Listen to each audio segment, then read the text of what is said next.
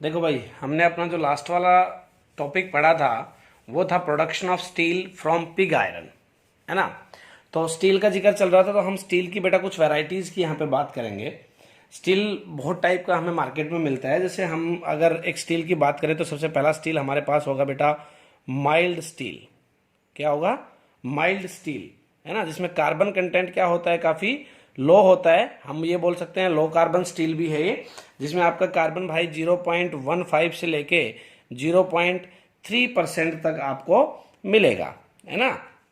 तो on the basis of percentage of carbon steels को हमने काफ़ी वैरायटीज में डिवाइड किया, जिसमें हमारे पास पहला है माइल्ड स्टील, जिसमें कार्बन कंटेंट काफ़ी लो होता है, that is 0.15 to 0.3%।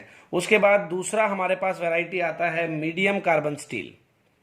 Medium carbon steel, है ना।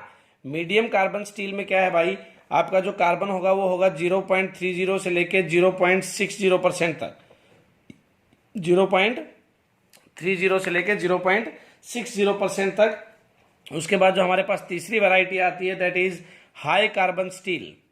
हाई कार्बन स्टील, इस हाई कार्बन स्टील में आपकी जो कार्बन की परसेंटेज रहेगी वो रहेगी 0.6 से लेके 0.8% तक।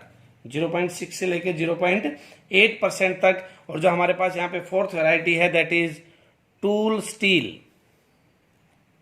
दैट इज टूल स्टील, और इसमें आपकी जो कार्बन की परसेंटेज रहेगी वो रहेगी 0.8 से लेके 1.4% तक, है ना। तो on the basis of varieties, on the basis of percentage of carbon, हमने स्टील की 4 वैरायटीज यहाँ पे बनाई हैं। पहला है mild steel, medium carbon steel, high carbon steel and tool steel. ठीक है भाई, ये आपको चारों याद रखने हैं। उसके बाद हम आगे बढ़ते हैं भाई, that is extraction of copper from cuprous oxide, है ना भाई। Extraction of copper from cuprous oxide.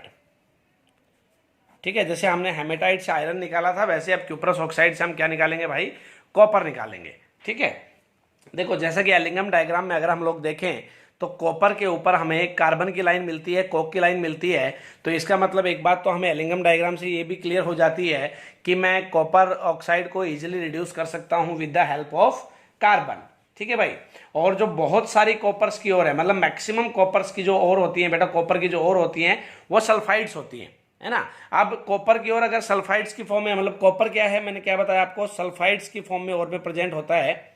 Sulphides की फॉर्म में हमेशा नहीं, मैक्सिमम अगर मैं बात करूं, मैक्सिमम देखूं कॉपर की प्रेजेंस, तो आपको सल्फाइड्स की फॉर्म में मिलेगा।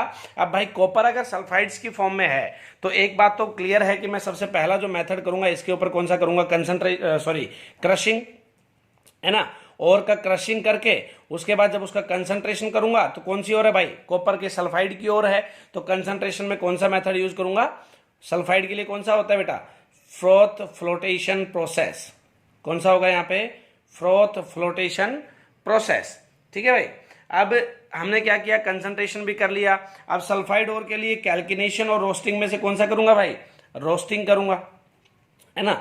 जैसे ही मुझे पता चला कि कॉपर अपने सल्फाइड की फॉर्म में प्रेजेंट है तो मुझे 3 बातें तो क्लियर हो गई। सबसे पहले क्रशिंग तो होगी चाहे और आपकी किसी भी फॉर्म में प्रेजेंट हो। दूसरा भाई कौन सा प्रोसेस है, फ्रोथ फ्लोटेशन प्रोसेस कंसंट्रेशन के लिए। और उसके बाद क्या कराएंगे हम लोग, रोस्टिंग कराएंगे, है ना। रोस्टिंग कराएंगे एक रिवर्टिबिलिटी फर्नेस में, जिसमें आपका जो कॉपर सल्फाइड है, रोस्टिंग किस में कराएंगे, रिवर्टिबिलिटी फर्नेस में कराएंगे भाई, जिसमें आपका भाई जो कॉपर सल्फाइड होता है Cu2S, है ना, वो ऑक्सीजन के साथ कंबाइन होके या वी कैन से कि रिएक्ट करके आपका कॉपर ऑक्साइड बना लेगा, Cu2O प्लस 2SO2।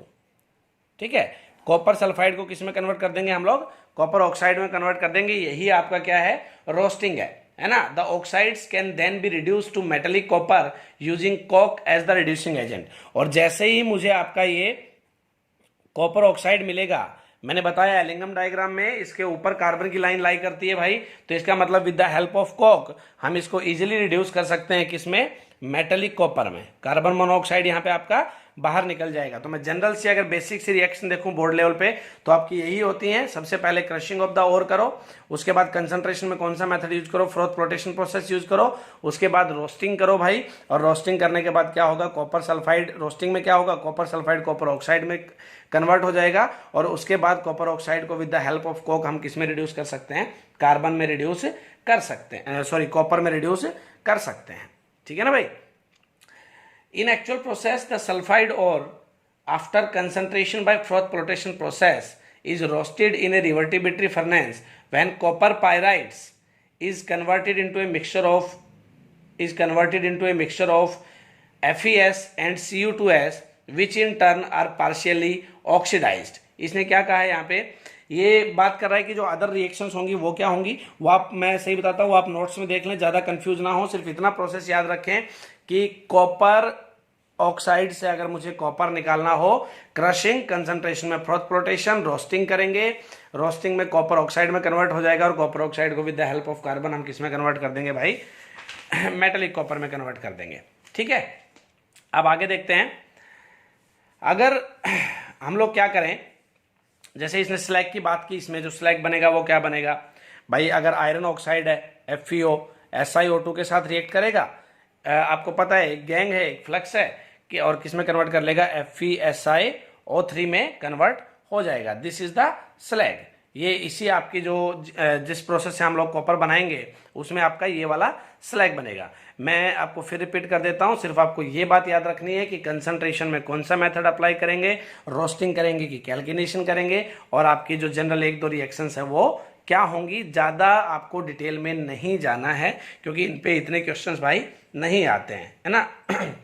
अब ये क्या कह रहा है कि at the temperature of the furnace, अगर फर्नेंस में हम देखें जो आपका ये कॉपर हम लोग कॉपर ऑक्साइड से ऑब्टेन करते हैं, ये किस टाइप के फर्नेंस में करते हैं भाई, एक बेसेमर फर्नेंस हम लोग यूज करते हैं। एक नया फर्नेंस आया मेरे पास यहाँ पे, दैट इज बेसेमर फर्नेंस। क्या होता है उसमें, ऐसे मुझे दो स्टैंड मिलेंगे, एक ये हो गया, एक ये हो गया,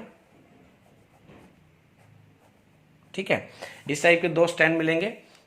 यहां से आपकी एक हॉट एयर की जो पाइप है वो जाएगी, जिसको ट्यूयर्स भी हम लोग बोल सकते हैं, ये नाम पहले भी आ चुका है, और इस टाइप की आपकी ये फर्नेंस होगी। ठीक है, इस टाइप की आपकी ये क्या होगी भाई, यहाँ पे फर्नेंस होगी। ठीक है, ये यहां से यूं जुड़ी हुई होगी, और हम लोग इसको, ये आपकी इजीली क्या होती है भाई, ये ऐसा नहीं है कि यहाँ पे फिक्स होती है, हम लोग इसको इजीली मूव भी करा सकते हैं। ठीक है, इस टाइप की आपकी फर्नेंस होती है जिसको हम बेसेमर कन्वर्टर बोलते हैं फॉर कॉपर। ठीक है ना। इसमें क्या होता है, यहां से हम लोग डालते हैं भाई hot air and sand, hot air and sand.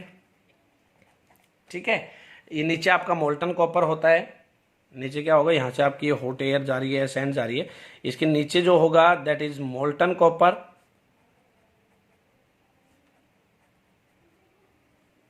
ऊपर जो होगा that is molten Mette,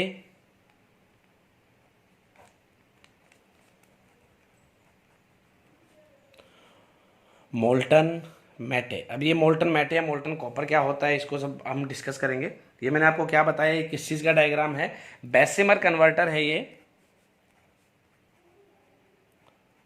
Bessemer converter for copper. ठीक है, बेसेमर कन्वर्टर फॉर कॉपर। अब हम लोग रिएक्शन वगैरह तो देख ही चुके हैं। हमने आपको ये बताया, जैसे आपने ब्लास्ट फर्नेस अब तक पढ़ी है, रिवर्टिबिलिटी फर्नेस पढ़ी है, वैसे ही आपका जो बेसेमर कन्वर्टर है कॉपर के लिए वो कैसा होता है, डायग्राम आपके दिमाग में रहना चाहिए। अभी कह रहा है कि at the temperature of the furnace the entire mass melts and the two layers of the molten mass are formed. दो लेयर कौन कौन सी, मोल्टन कॉपर बन गई, मोल्टन मेटे बन गई भाई, है ना। The slag being lighter makes the upper layer which can be withdrawn from the slag hole, है ना, from time to time. The lower molten layer is called copper matte, है ना। कॉपर मेटे किसको बोलते हैं, it chiefly consist of Cu2s and some uncharged FeS, Cu2s and some unchanged FeS, इसी को हम लोग क्या बोलते हैं भाई, कॉपर मैटे बोलते हैं। ध्यान रखना, कॉपर मैटे जहां पे दिमाग में आए, आपके दिमाग में क्या आना चाहिए कि CuS है, Cu2S है और साथ में कुछ हल्का सा क्या है, FeS है। ये दोनों चीज एक साथ प्रेजेंट हो, उसी को क्या बोलते हैं, कॉपर मैटे बोलते हैं भाई। और या हम सीधा बोलते हैं कि कॉपर मैटे इज Cu2S और साथ में सम अनचेंज्ड FeS। ठीक है, एक नंबर का डेफिनेशन है, इस पे फोकस करना है। ज्यादा इस चैप्टर में इतना डिटेल में एक एक इक्वेशन आपको रटने की जरूरत नहीं है, एक एक लाइन आपको रटने की जरूरत नहीं है, जितना करा रहे हैं सफिशियंट है भाई, है ना। तो सिर्फ आप कॉपर मैटे ध्यान रखोगे। अब बेसिमर कन्वर्टर में भी वही रिएक्शंस आपको बताएगा कि अगर कॉपर सल्फाइड होगा तो ऑक्साइड में कन्वर्ट हो जाएगा, आयरन सल्फाइड होगा तो आयरन ऑक्साइड में कन्वर्ट हो जाएगा, FeO और SiO2 मिला के आपका स्लैग बना लेगा, है ना। इन सब पे इतना डिटेल में जाने की जरूरत नहीं है, सिर्फ आपके जो एक दो वर्ड और आते हैं मैं आपको वो बता रहा हूं, है ना। बाकी आप नोट्स में से रीड करेंगे, सब कुछ आपको समझ में आएगा। अभी कह रहा है कि copper metal so produced falls below 2 years and thus escape the oxidizing action of the blast. After the completion of the reaction, the converter is tilted and the molten metal is poured in the sand molds. As the metal cools, dissolves SO2 escape. ये कह रहा है जैसे ही मुझे molten copper मिलेगा ना, हम उसको क्या करेंगे, कूल करेंगे। मोल्टन कॉपर को कूल करेंगे तो क्या होगा भाई, जो वहां पे SO2 था, SO2 कहाँ था सर, SO2 यहां था, देखो ये आपका SO2 वहां पे रह गया था हल्का सा, तो ये जो SO2 था ये क्या करेगा, आपका गैस की फॉर्म में है तो एस्केप करेगा। अब मैं अगर आपसे एक बात करूं कि मेरे पास, मैंने एक लिक्विड का ग्लास लिया, इसमें मेरा कुछ मोल्टन मेटल या कुछ भी लिक्विड पड़ा हुआ है, गाढ़ा है वो, इस पर एक ध्यान देने की बात है, गाढ़ा है बेटा ये।